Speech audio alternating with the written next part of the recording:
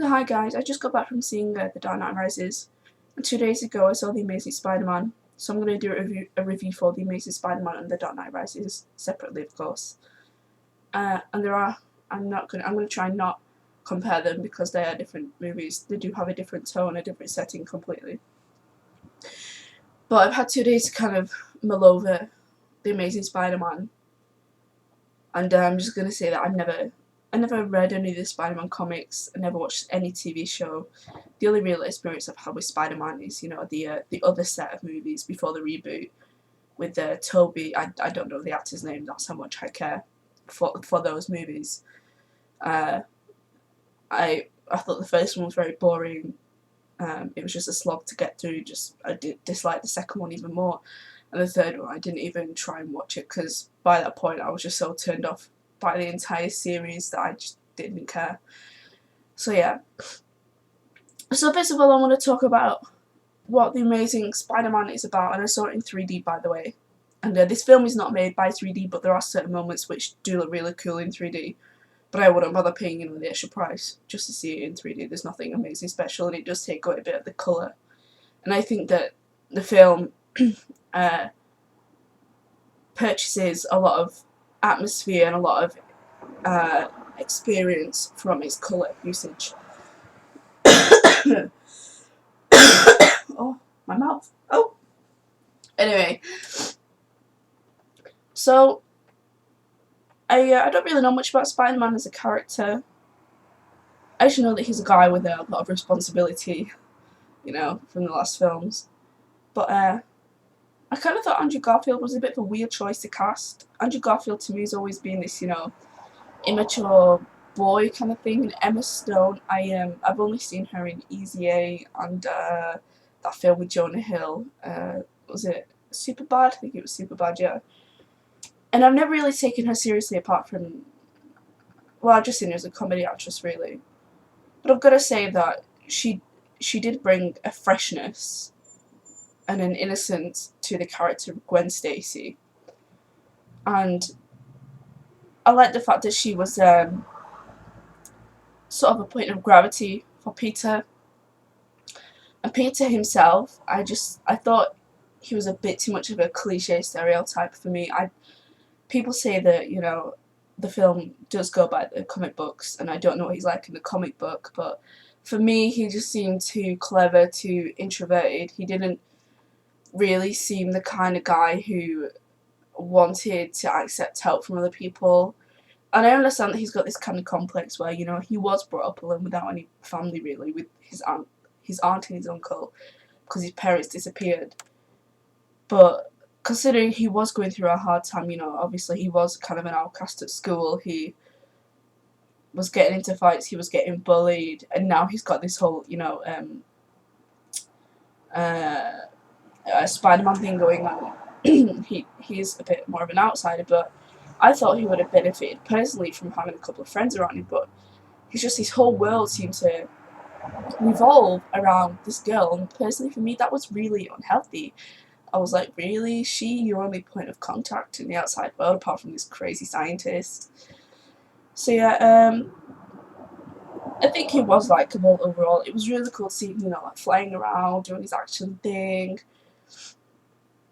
And it was nice to see him, having to work towards the abilities that he ended up having, the sort of agility kind of thing. Whereas in the last set of movies, if I recall correctly, he just randomly, suddenly had the ability to jump really ridiculously far and whatever. Whereas this one was a bit more, touch base.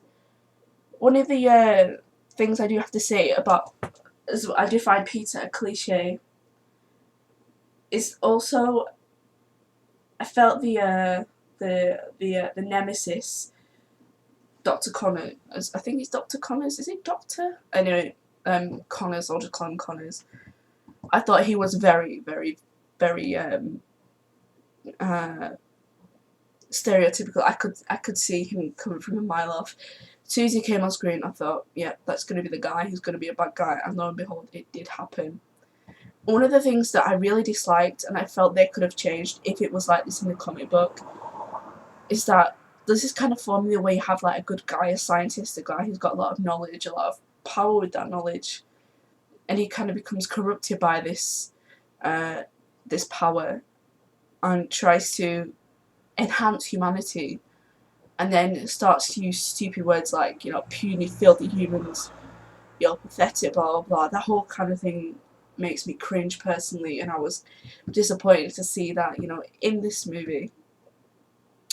But if you're one of those people that isn't a Spider-Man fan like myself, so like it's not like I don't mean I dislike Spider-Man. I just mean I don't know anything about it. If you're one of those people who's just going just to see a movie, just to chill out, just to hang out with friends, then it is entertaining, and you don't really have to sit there and think too hard about the themes at hand, about what's going on, about all the emotions, whatever, because for me it's not really on that level. In comparison with The Dark Knight Rises, it's very much light-hearted, I felt. It did have, you know, the odd jokes here and there. It did have the it didn't have the sort of, you know, gory, emotional upheaval, the, you know, the heartbreak kind of thing. It didn't have all that stuff in it. And the elements of pain that I did have, for example with Uncle Ben's death, were kind of channeled into a force of positivity for Peter, where he did listen to his uncle's message at the end, and which to me, by the way, on the phone sounded completely unnatural, and I was like, what on earth, but whatever, semantics I suppose. That was kind of turned into a positive message to help him go on and to, you know, further his ambition as Spider-Man. I also wanted to say that it was really cool how they implemented the packets of spider's web. Instead of having just Peter shoot at all this nasty web like they did in the other movies, I just thought it was gross. As far as this movie goes, it's pretty not word for word, but you do notice things like him being a photographer, him kind of not following Gwen, but happening to bump into her, really have this crush on her, take photos of her, whatever, like the other one. And then him getting bit by the spider, and then Uncle Ben dying, of course. And for me, that was just a bit too. I thought they could have deviated a bit. Again, people say it is loyal to the comic book, so that's perfectly fine. But I just thought they could have took a bit more, you know, liberties with it. Sometimes I thought the film kind of dithered and dathered unnecessarily. There were some things in this film which I just thought were kind of pointless. For example, when he went down the well or whatever it is into the sewers to where Connors was working to set up his base kind of thing, and he made that massive web, and he attached a camera to the wall, and it was quite a long scene. You know, you see the lizards coming along the spider's web, and they have this fight where the camera is flashing, and the camera's been put there purposely so there'll be evidence for the lizard, so they can hand it into the newspaper kind of thing. Because before that scene, you see a newspaper saying, you know, after last night's lizard attack on the bridge, we'll give money for proof that this lizard does exist, because honestly we think it's just a hoax, whatever.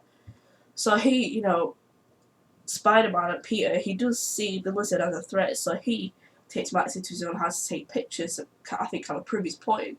But nothing really happens with that, and I understand that the lizard does smash the camera, and by him smashing the camera he learns that Spider-Man is Peter Parker. But I just felt it was kind of a bit more, you know, redundant. I mean, he could have got that camera from anywhere, really. He could have, there were other ways he could have found out that it was Peter Parker. And it wasn't even really necessary for him to know it was Peter Parker, I don't think. I mean, either way, he would have continued on with his plan of turning everyone into lizards anyway, so it was just a bit weird. And then you have, I was gonna say, I felt like the movie was kind of like, it didn't really have a plot line, it just kind of felt like a string of events. And Peter really didn't take that much initiative, I don't think.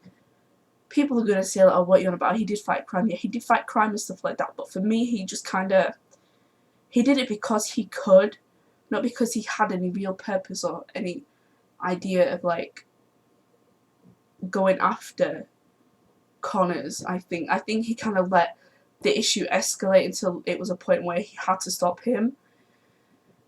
And then obviously, you know, there was the big battle at the end, and then he did away with Connors. Well, he didn't, like, kill him, but he had him arrested and whatnot. And yeah, I think there was a bit too much of a romantic focus on Gwen. I really would have liked to see Peter interacting with other characters. It was good to see his kind of repertoire with the Flash kind of being built more and more, but I would have liked to see him, I would have liked to see Flash kind of being called out, saying, you know what, you are being an idiot, like, why are you bullying these people? Whereas at the end we just, you know, Flash just kind of gets a get out of jail free card when he's wearing the Spider-Man t-shirt, and then, you know, Peter's like, oh, crazy t-shirt, and he's like, yeah, the dude's a crazy guy. And yeah, that was kind of weird. Yeah, he didn't really have any friends outside of that. I just like played too much into the stereotype that he was a loner. And that for me, I just thought he was too clever, and I just found it really strange, like, just someone, I don't know, I just thought he was too clever. It was unrealistic, and he didn't really have a social, like, circle, and I didn't think he was very relatable. So that was one issue for me. But you know what, if you're just going just to relax, just to have a good time with your friends, then it is something you should go and see for that. Special effects aren't anything special. I've seen better. You know, you can tell it was CGI. It wasn't, for me, it definitely did not look like, you know, top grade CGI at all. When you look at the lizard, I just thought, oh, that looks really, really superimposed. And it wasn't anything that I really wanted to say was amazing. At the end, I thought was a bit cheesy and disrespectful, actually, because Gwen's dad actually died. When he died, he made a promise to Peter saying, you know what, because you are Spider-Man now, you are going to come across a lot of adversity and a lot of danger, and I want you to keep my daughter out of it. Because, you know, Gwen was saying, my biggest fear is knowing that one day my dad's not going to come back home. He's going to die out there because he's a policeman. And he actually does die. And I thought, you know, she'd be more than distraught over it, considering she did say it was something that she was really scared of. So I thought, you know, it would have been really cool of Peter just to kind of keep that promise, even though, again, it does happen in the comic books, so I'm told that he doesn't keep the promise to her dad. I just thought it was really disrespectful. And even if it did happen that way in the comic books, the way they portrayed it in the movie, when he's late to class and the teacher says, oh, you're late again, then he's like, oh, it won't happen again, and she's like, oh, don't make promises you can't keep, and then he leans into Gwen and says, oh, but those are the best kind. That for me was just not a good message at all. It's basically telling children, because the film is a 12A, which basically means anyone who's under 12 can go and watch it with an adult. So basically for all age ranges, really. It was, for me, that was basically telling children that it's okay to break promises and to disrespect the dead, the wishes of the dead. For me, that was just really, didn't really sit with me right. So overall, yeah, go and see this movie. If not, rent it. It's nothing amazing. Don't go and see it in 3D. There's no point. CGI is average. The story's entertaining. Characters aren't really engrossing. But if you're looking for something that's an all-rounder, go and see it. And it's definitely better than the last Spider-Man movies.